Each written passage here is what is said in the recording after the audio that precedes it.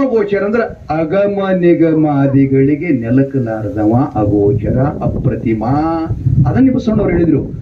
ಏನ್ ಹೇಳಿದ್ರಪ್ಪ?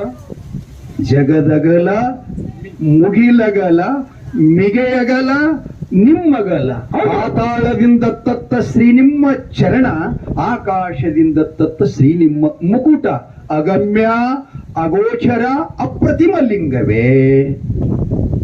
ಸುಂದರ ಹೇಳ್ತಾರೆ ಅವರು. ಅಂತಹ